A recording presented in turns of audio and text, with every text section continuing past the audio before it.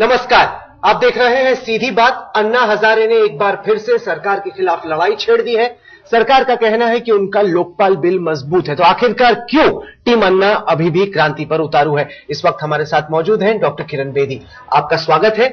सरकार कहती है कि जो स्टैंडिंग कमेटी का लोकपाल है वो बहुत मजबूत है, पहले से बहुत बेहतर है। अब टीम अन्ना को इस बिल को मान लेना चाहिए। आप इस बिल को मानने को क्यों तैयार नहीं? अभी सरकार ने नहीं कहा, ये स्टैंडिंग कमेटी की रिकमेंडेशंस हैं और स्टैंडिंग कमेटी की रिकमेंडेशंस में भी आधे से ज्यादा डिसेंट कर रहे हैं। एक यूनानिमस रिपोर्ट नहीं है, तो उनमें से भी बिल्कुल बंटवारा है और ऑपोजिशन अब बिल्कुल इसमें से निकल रही है। लेकिन मजबूत की बात है, ये तो ज्यादा कमजोर है। जैसे कि 2-3 कारण है। ये सारा एजिटेशन लोकपाल को किस लिए किया गया था? लोकपाल बनाने के लिए कि सेंट्रल ब्यूरो ऑफ इन्वेस्टिगेशन में जो पॉलिटिकल दखलंदाजी होती है वो खत्म हो जाए और सीबीआई के ऊपर ऐसी निगरानी हो जो नॉन पॉलिटिकल हो, जिसकी शक्ल लोकपाल ने ली थी।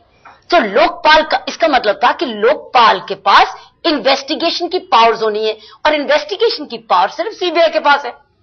ठीक है, तो वो सीबीआई की पावर, इसका मतलब अब लोकपाल जो लाया गया, जो स्टैंडिंग कमेटी की रिकमेंडेशंस है, उसके पास तो कुछ इन्वेस्टिगेटिंग पावर नहीं। सीबीआई फिर अलग की अलग रही, सरकार के अधीन, और लोकपाल के पास कोई तफ्तीश की पावर नहीं, और बल्कि सेकंड उलट हो गया। जिस कारण आपने लोकपाल लाना था वो तो आपने पूरा नहीं किया। दूसरा, सीबीआई जो तफ्तीश से पहले अपनी इंफॉर्मेशन के अनुसार कोई इंक्वायरी करती है, आपने वो इंक्वायरी की पावर अपने हाथ में भी ले ली, लोकपाल ने में भी ले ली और कहा कि अगर सीबीआई इंक्वायरी करती है तो लोकपाल को रिपोर्ट करेगी, और अगर लोकपाल इंक्वायरी करती है तो इंक्वायरी के बाद ये फैसला करेगी कि तफ्तीश के लिए सीबीआई को देना है कि नहीं। तो आपने क्या किया? सीबीआई की जो इन्वेस्टिगेशन से पावर पहले इंक्वायरी थी उसको तोड़ दिया, उसकी पावर ले भी ली और बांट भी ली। और तीसरा, आपने ये कहा कि जब सीबीआई तफ्तीश कर लेगी, जो कि सरकार के अधीन ही है, तफ्तीश कर लेगी, तो इन्वेस्टिगेशन के बाद जब लोकपाल के पास केस आएगा, वो आना होगा, और तो लोकपाल फैसला करेगी कि केस को कचहरी भी भेजना कि नहीं, चार्जशीट लगानी कि नहीं। इसका मतलब आपने सीबीआई पर भी एक प्रश्न चिन्ह लगवा दिया, सीबीआई की पावर को भी काट दिया और अपने आप को भी कमजोर रखा, क्योंकि इन्वेस्टिगेशन पावर तो है ही नहीं। तो ये गोलमोल करने की क्या जरूरत थी? हमने लोगों ने तो डिमांड किया था एक लोकपाल हो जिसके पास इन्वेस्टिगेशन की पावर हो, और जब आप सीबीआई आपके पास, राहुल जी, आप आ जाता है तो सीबीआई के पास तो सब कुछ है, हाथी के पांव में सब कुछ, ऊपर से लेकर नीचे की सर्विसेज भी है, प्रधानमंत्री जी उसके नीचे है, उसके नीचे तो सभी है, क्योंकि सीबीआई के पास तो सभी थे। अन्ना हजारे के आंदोलन का इसके बाद अब क्या होगा? अगर स्टैंडिंग कमेटी अपनी रिपोर्ट दे चुकी है, सरकार इसको पेश करती है, सरकार के पास बहुमत है, वो बिल पास होता है पार्लियामेंट में।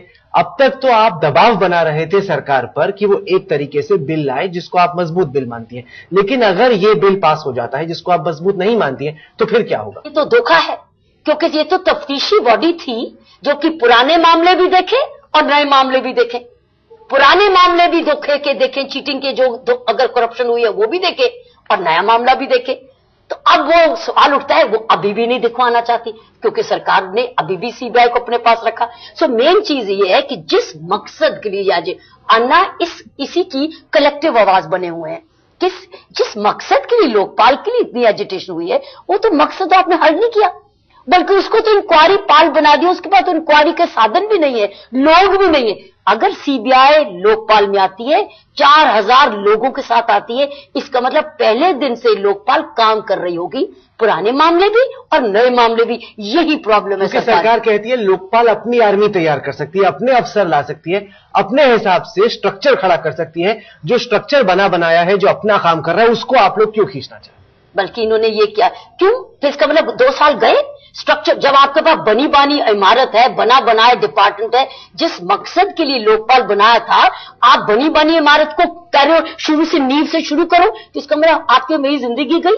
पहले रिक्रूटमेंट हो, फिर ट्रेनिंग हो, फिर डेटा हो, फिर सारा उसकी इंटेलिजेंस विंग हो, ये तो नहीं मतलब था, और नया खर्चा हो, ये तो नहीं मकसद था। मकसद था बनी बनाई सीबीआई है, उसकी सिर्फ ऊपर की निगरानी हमको नॉन पॉलिटिकल करनी थी, जो कि लोकपाल के थ्रू आनी है। लेकिन वो लोकपाल जो अच्छे हो, सही हो, ईमानदार हो, इंडिपेंडेंट हो, जो सर्च कमेटी से सिलेक्ट किए हो ताकि उनकी नियुक्ति भी ठीक हो, उनकी रिमूवल भी ठीक हो, ताकि तभी तो काम बनेगा। यही तो है अन्ना की डिमांड, और कुछ नहीं। तो इसमें कोई पावर बड़ी नहीं है, सिर्फ तफ्तीश की पावर पॉलिटिकल से हटा के, गवर्नमेंट कंट्रोल से हटा के आप एक इंडिपेंडेंट बॉडी है वो लोकपाल, और अगर लोकपाल वाला भ्रष्ट अगर हो जाता है तो सुप्रीम कोर्ट उसको हटवा सकती है। तो आपने तो एक आम नागरिक को भी पावर दे दी कि अगर लोकपाल का व्यक्ति भ्रष्ट होता है तो आप एक आम आदमी भी सुप्रीम कोर्ट में जाके एविडेंस प्रोड्यूस करे तो सुप्रीम कोर्ट उसकी इंक्वायरी करके उसको हटवा सकती है। इससे बेटर और क्या हो सकता है? 27 दिसंबर के बाद क्या होगा? अन्ना एक बार फिर से अनशन पर बैठेंगे। उनके डॉक्टर्स कह रहे हैं कि उनकी तबीयत ठीक नहीं है, उन्हें नहीं बैठना चाहिए तीसरी बार अनशन पर। पहली बात, जो पुराना प्रश्न आपने पूछा था, मैं ये कहूंगी कि हम अभी भी विश्वास करते हैं कि स्टैंडिंग कमेटी की रिकमेंडेशन बाइंडिंग नहीं है पार्लियामेंट पर, तो सरकार अभी भी उसको करेक्ट कर सकती है। सरकार अपना जो कानून फाइनली बनाएगी उसको ठीक कर सकती है, पार्लियामेंट भी उसको ठीक कर सकती है। तो हमारा विश्वास ये है कि जब ये जाएगा सरकार के पास, सरकार समझेगी कि आम आदमी भूल नहीं रहा है कि लोकपाल सीबीआई को लाने के लिए बनी थी, तो पार्लियामेंट भी करेक्ट कर सकती है, ऑपोजिशन भी यूनाइटेड हो सकती है। तो ऑपोजिशन यूनाइटेड होने से क्या होगा, जैसे एफडीआई के लिए एक रोष लगा था, ऐसे ये रोक यहां पर भी आएगी। क्योंकि आफ्टरऑल सारी ऑपोजिशन भी तो लोगों की आवाज है, वो कैसे आप अनदेखा कर सकते हैं? तो मैं समझती हूं कि और 3 चीजें तो पार्लियामेंट मान चुकी है, उन 3 चीजों से कैसे जा सकते हो, जो कि लोअर ब्यूरोक्रेसी है, सिटीजन चार्टर है और साथ में लोक आयुक्त है, इससे कैसे जा सकते हो? लेकिन मेन चीज रहेगी सीबीआई की। सरकार आपसे भी यही सवाल पूछती है कि जब पार्लियामेंट ने फाइनल बिल पास ही नहीं किया, उससे पहले ही आप लोगों ने आंदोलन का मन बना लिया, वेट तो कीजिए, देखिए तो सही कि आखिरकार सरकार किस तरह का बिल ला। ये लोगों को, ये सरकार को आवाज बताने के लिए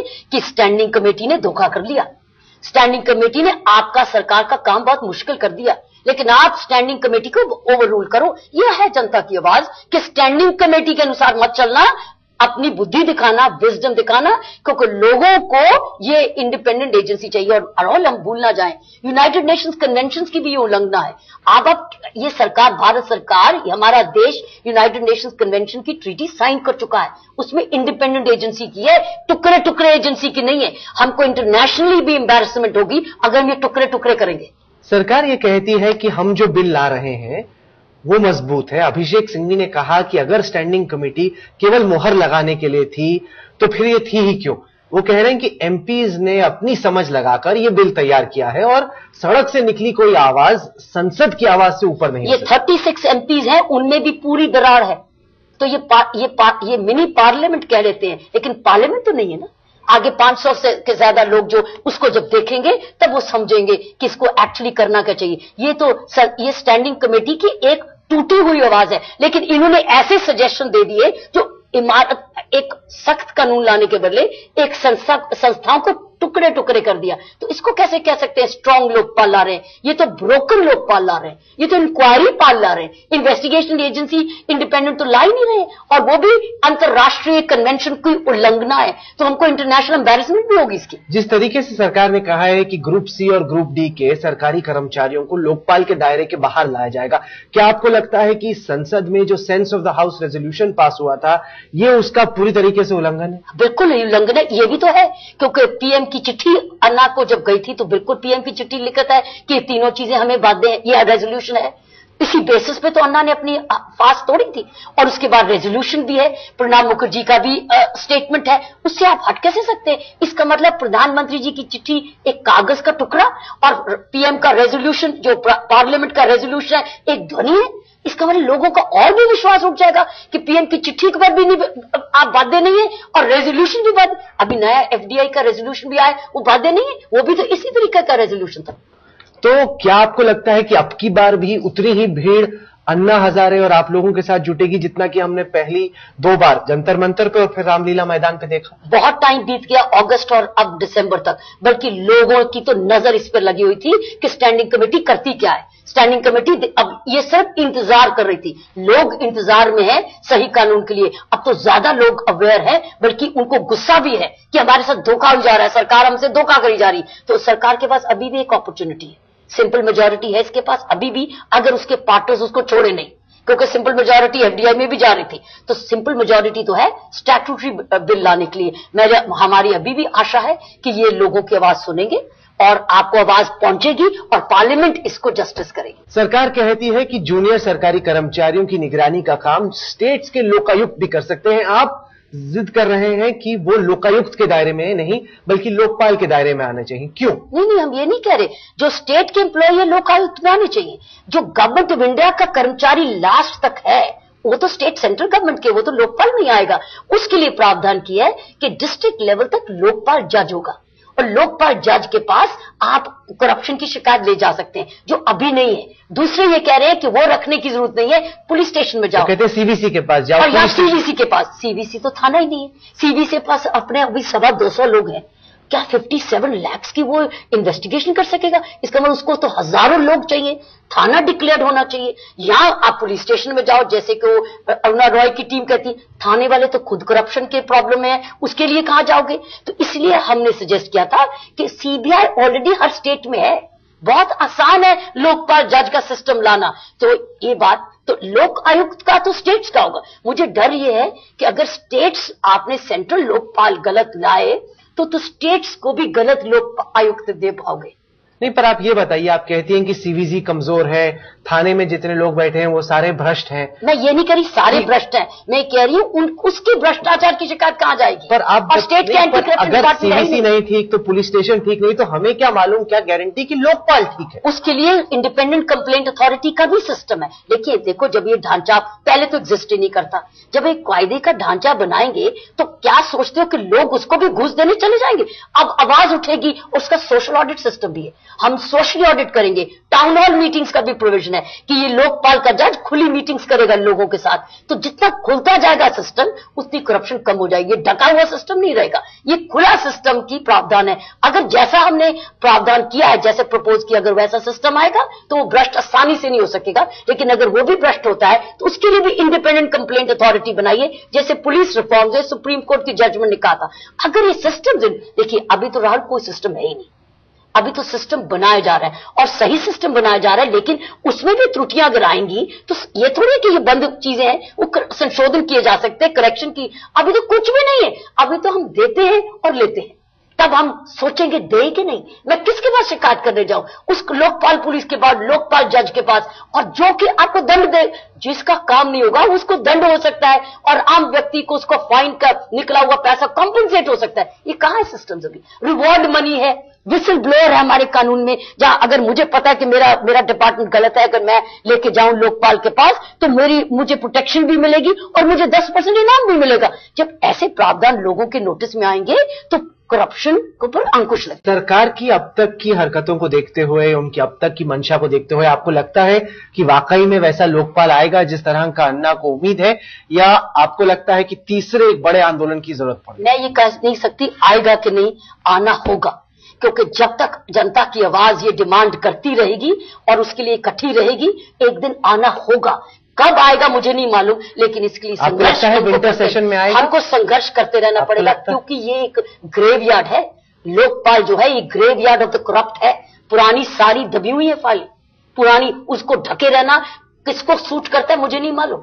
बहुत सारी ढकी हुई है, किसकी सैंक्शंस नहीं मिली, किसकी फाइलें रोकी हुई हैं, किसकी लीगल ओपिनियन अलग अलग वकीलों ने, उनके प्रोसिक्यूटर्स ने देते रहे। ये सब खुल जाएगा, ये तो आपके लिए हेडलाइन ही हेडलाइन है। तो मैं ये कहूंगी एक दिन तो आना होगा, संघर्ष करके आएगा, लंबा संघर्ष करके आए मुझे नहीं मालूम, लेकिन एक दिन तो आना होगा और हमारे जीवन काल में आना होगा। आपको नहीं लगता कि विंटर सेशन में आएगा? ये तो अगर समझदार है सरकार, एक दिन तो लाना है तो विंटर सेशन में ले आए, छोड़ेंगे नहीं। अन्ना ने तो अनाउंस कर दिया कि मैं फिट हूं, मैं तंदुरुस्त हूं एक लंबे फास्ट के लिए दोबारा। वाकई में आपको मिलती भी है, उनकी तबीयत आपको लग रही है कि इस तरह की है कि वो फिर से लंबे अनशन पे बैठे? अन्ना की, देखो अन्ना अनशन करें नहीं, उनकी अपनी डिसीजन है। अन्ना आपकी और मेरी बात नहीं सुनते।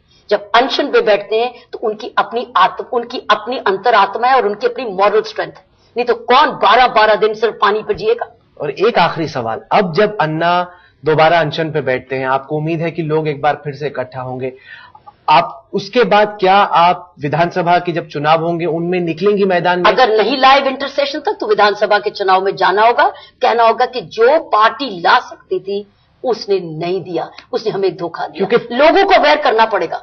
और अन्ना जी कह चुके हैं कि मैं फिर 500 राष्ट्रों में जाऊंगा और बता दूंगा कि जो सरकार ला सकती थी, जो पार्टी ला सकती थी, उसने हमारे साथ धोखा किया। क्योंकि फिर ये आरोप आपको नहीं लगता कि लगेगा कि आप लोग पॉलिटिकल एजेंडा है आपका? जब तक हम अपने लिए कुछ नहीं मांग रहे, अपने देशभक्ति समझ रहे, इसको क्या आरोप लगेगा? पर अगर अकाली को फायदा होता है पंजाब में, मायावती को फायदा होता है उत्तर प्रदेश में, करते आरोप लगते हैं तो किस पर नहीं लगे? देशभक्तों पर आरोप नहीं लगे थे प्री इंडिपेंडेंस में? आपको आजादी आसानी से नहीं मिली थी, आरोपों की बिसाइड्स ही मिली थी, लोग जेल भी कटे थे, उनके ऊपर केस भी दर्ज हुए थे, लेकिन उन्होंने कुर्बानी की। और अगर सारा देश उसी तरीके से खड़ा होगा, इसलिए अन्ना कह रहे हैं ये second war of independence against corruption है। तो आप कह रहे हैं कि आप संघर्ष करने को तैयार हैं, दोबारा जेल जरूरत पड़ी वो भी जाने को तैयार सारे हैं, लेकिन ये संघर्ष जारी रहेगा। दूसरी लड़ाई है, अगर जल्दी नहीं आया तो वो हमें संघर्ष के लिए छोड़ रहे हैं, और ये हम अकेले नहीं है, इसमें सारा देश जुड़ा हुआ है। डॉक्टर किरण बेदी, आज तक के इस खास कार्यक्रम में आने के लिए आपका बहुत बहुत शुक्रिया। सीधी बात का ये कार्यक्रम आपको कैसा लगा? आप अपनी राय हमें ईमेल के जरिए भेज सकते हैं। हमारा ईमेल एड्रेस है sb@aajtak.com। साथ के साथ डॉक्टर किरण बेदी के साथ सीधी बात का ये कार्यक्रम आप हमारी वेबसाइट पर देख सकते हैं, जिसका पता है www.aajtak.in/सीधी बात। तो अगले सप्ताह एक बार फिर से मुलाकात होगी एक खास शख्सियत के साथ, जिनके साथ हम करेंगे सीधी बात। तब तक के लिए देश और दुनिया की बाकी खबरों के लिए आप देखते रहिए आज तक।